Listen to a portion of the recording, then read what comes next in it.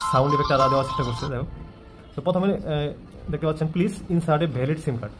তো এখানে বলে নিচ্ছি, এখানে বাংলাদেশের সব ধরনের সিমি সাপোর্ট করবে, বাংলা লিঙ্ক, জিপি বা গ্রামীণ, রবি। কিন্তু আপনার যদি জিপিএস ফিচারটি চালু করতে চান তাহলে আপনাকে শুধু জিপি সিমই পড়তে হবে, কারণ জিপি সিমেই শুধু জিপিএসটি কাজ করবে, অন্য সিমে জিপিএস কাজ করবে না। জিপিএস ছাড়া বাকি অন্য সব ফিচার কাজ করবে। তো চলুন সিমটি কীভাবে ভরতে হবে সেটা আপনারা দেখানো যাক। তো সিম ভরার জন্য এই স্মার্ট ওয়াচটির পিছনে এই যে একটি দেখতে পাচ্ছেন, গ্যাপ দেখতে পাচ্ছেন। তো এখান দিয়ে একটি কী করা হলেই পিছনের কভারটি খুলে আসবে, দেখতে পাচ্ছেন। এই হলো স্মার্ট ওয়াচটির পিছনের অংশ। তো এই ব্যাটারিটি ওর দিকে তুলে ফেললে দেখবেন এখানে সিম ভরার অপশন রয়েছে। তো চলুন সিম কীভাবে ভরতে হবে সেটা আপনাদের দেখাচ্ছি। তো এই জিনিসটাকে এই প্রথমে ডান দিকে দিয়ে এটাকে এভাবে খুলতে হবে, তারপর একটি সিম ম্যানেজ করে এখানে করতে হবে, ইনসার্ট করতে হবে। দেখতে পাচ্ছেন আমি সিম দিয়ে দিয়েছি। এটি একটু সাবধানতার সহিত সিমটি বসাতে হবে, সেজন্য আমি ভিডিও কিছুটা স্কিপ করছি। তো এই লেভেলের একটি সেমি ন্যানো সিম বসাতে হবে। এই সাইজের সিমটি দেখতে পাচ্ছেন, এটি একদম ন্যানো সিমের একটু বড় ভার্সনটা।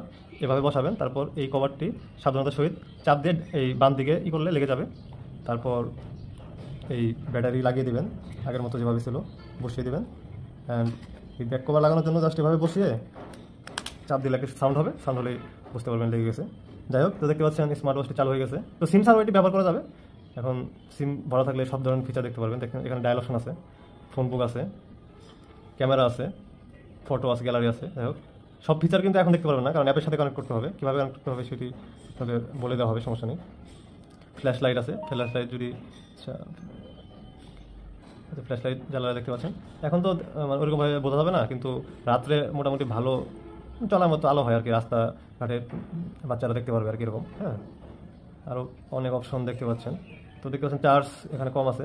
প্রথমে এই স্মার্ট ওয়াচটি চার্জ করে নেবেন 1 থেকে 2 ঘন্টা, তাহলে সবচেয়ে ভালো হবে। তো ফ্ল্যাশটি অফ করে দেই। আচ্ছা, ফ্ল্যাশটি চলতেছে। তো চলুন, তো দেখতে পাচ্ছেন এই স্মার্ট ওয়াচটির সিম এখন পেয়ে গেছে। হ্যাঁ, সিম লাগানোর 1 মিনিটের মধ্যে সিম পেয়ে যাবে, অথবা আপনারা চাইলে রিস্টার্ট করে নিতে পারেন। তো দেখতে পাচ্ছেন এখানে ডায়াল অপশন আছে। এখন যদি আপনি যে কোনো একটি নাম্বার ডায়াল করেন তাহলে এটি কিন্তু কাজ করবে। আমি জিপি সিমের একটি নাম্বার ডায়াল করার চেষ্টা করি, এটি কাজ করি কিনা। তো *566#। সো জিপি সিমের ব্যালেন্সের দেখাচ্ছে।